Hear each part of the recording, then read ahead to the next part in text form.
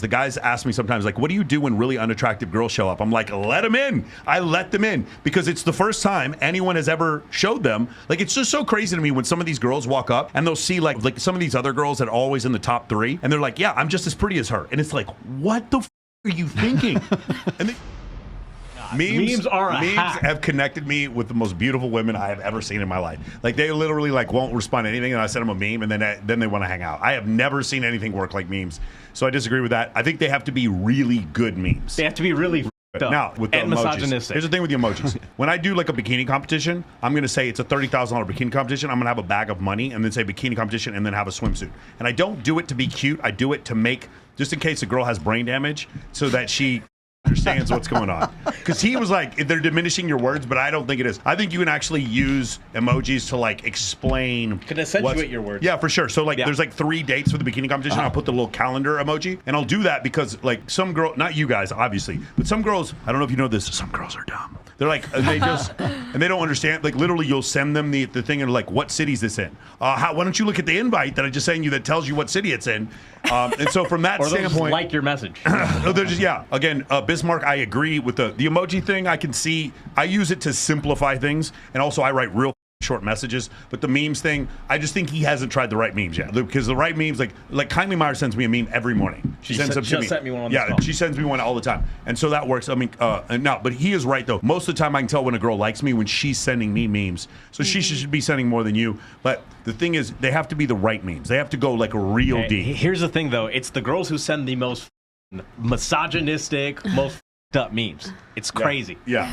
That's interesting. Memes are such an easy in, though. Like, I can't tell you guys how many times I've just like, I don't know what to say to my ex, but I want to hang out with him, so I just send him a meme, and then we converse from there. I'm like, boom. It's like a holiday, texting somebody on Thanksgiving. It's got to be an inside joke. Is what, it's got to be an inside joke. Perfect little several times I'll send a meme and then I'll get the message back like, hey, what are you up to? Exactly. Like, it's just, it works. Because the thing what he's saying is like, who's sitting around looking at memes? Like, you don't have to sit around. Every day there's memes just being thrown at you. I think his thing is that like, hey, if you're taking the time to send memes, you're like showing intent, you're giving her attention. That's what I think he's So here's the thing. To some level, to some extent, you have to put some bait in the water to get the fish to come. But you don't want to seem too desperate. I agree with that. Sure. But I think there's a way, like, for instance, if you took it to an extreme, it's like me posting a picture on me on social media winning the Super Bowl is try hard. Like, no, at some point I did win the Super Bowl. At some point I am, I do have a new bench press max. At some point I am driving a Lamborghini. At some point I am flying an airplane. This did happen. So, like, what is that? That's kind of like a meme. Oh, you took the time to take this picture and post it. Like, at some point, like, I understand from his standpoint, it seems try hard. I just don't think that women cognitively see things that way. I think it's just a feeling. They just get a feeling, and if the feeling's a good feeling, then they're like, hey, what are you doing? And if the feeling's an icky feeling, it doesn't make any difference what meme. The meme can elicit a feeling. The meme can elicit a feeling, because she's sitting there like pissing herself laughing. Then I just think you just haven't found the right meme. That's the only thing. If you're a man out there that's watching this, you need to start friend zoning more girls. Friend zoning women is the key to having great friendships and networking with anyone in the world. You are 1 to 3 hot women away from networking with anyone. I mean, like, literally, you name them, you're 1 to 3 women away from them. Before we go on, there was another version of this video I wanted to show. Can you show it real quick? Yeah. All right, I'm going to give you guys a networking hack, but I may get in trouble for this, so don't get mad or cancel me. You need to become friends with more hoes. Nobody networks like hoes. They know all of the most successful people by default. But this is the key. When you become friends with them, they're gonna introduce you to all of their super successful friends. But here's the #1 rule. Under any circumstances, do not date them and do not get with them. The reason is, one, they're hoes, but 2, because the second y'all break up or stop talking, you're gonna be exiled from the group and everyone's gonna have to stop talking to you or being your friend.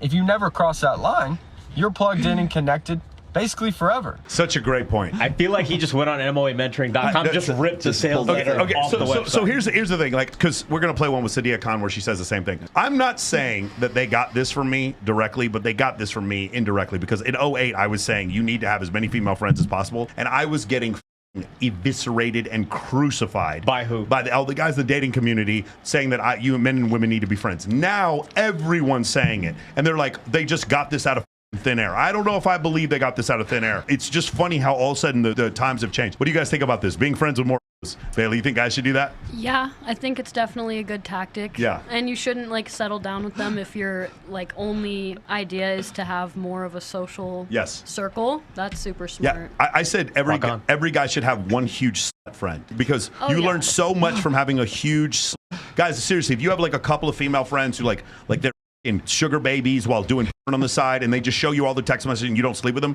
you will learn so much. It's crazy.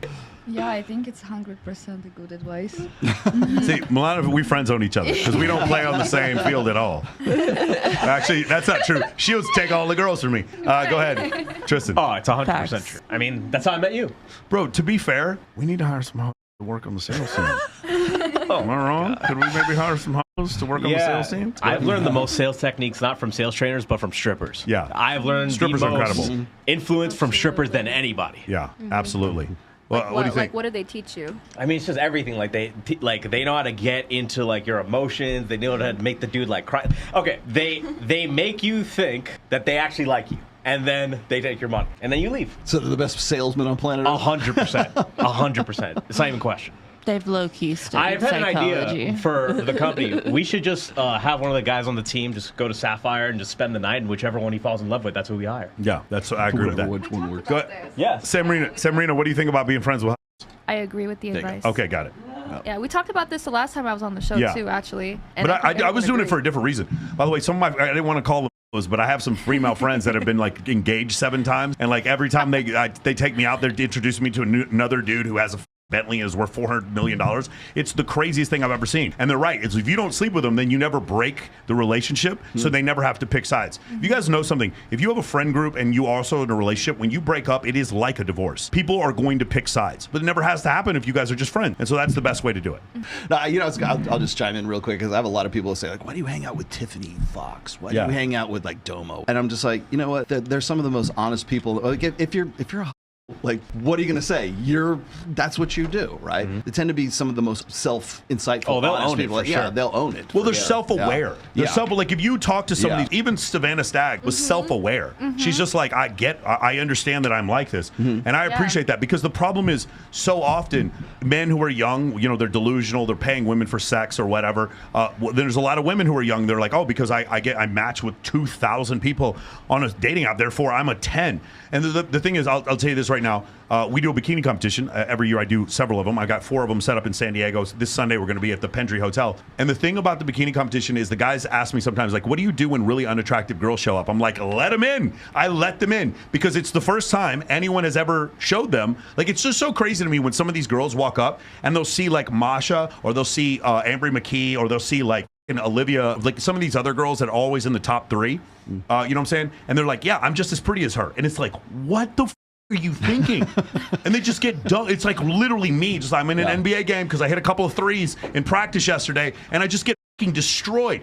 And these girls go there, and then the crazy ones is the ones who have no business being in the contest. They're the first ones to come to me and be like, your contest is rigged. Yeah. Why is your contest rigged? I'm like, do you really think you're as pretty as her? But like, that's the problem that happens. And the other thing is that they're usually the most entitled ones. It's usually the top 5. Yes. They're super nice. They're on time. Yeah, they for don't sure. give us any problems. They're the always best. after that who give us the most issues. They're compensating for something. That's Oh, why they yeah. have Oh to my be God. on time. Damn They right. have to do all that. Yeah, dude, I wish the contest was nothing but Kayla Rocket, Masha Diduk, and Ambry McKee. It'd be incredible. Everyone shows up on time. It's just nothing fun. Kindly Myers. It would just be, everyone would be on time. Everyone would be appreciative. It would be just nothing but fun. And then the other girls would walk up to him and be like, oh, yeah, I'm just as hot as them. And I'm like, it's so crazy. Me as a man, I don't walk up to a dude who's benching 455 and be like, I can do that. Let me go do that. And my shoulder pops out of socket. Like, what are you doing? It's just so crazy. Anyway, the bikini competitions are, if you guys want to see something just absolutely crazy, at the top you will see 10 of the most beautiful women you've ever seen in your life. And then you're going to see a bottom 40 where some of those girls actually could have made top 10. Some of them, and I'll tell them, I'll be like, hey, come back next week. Really, you should have got top 10.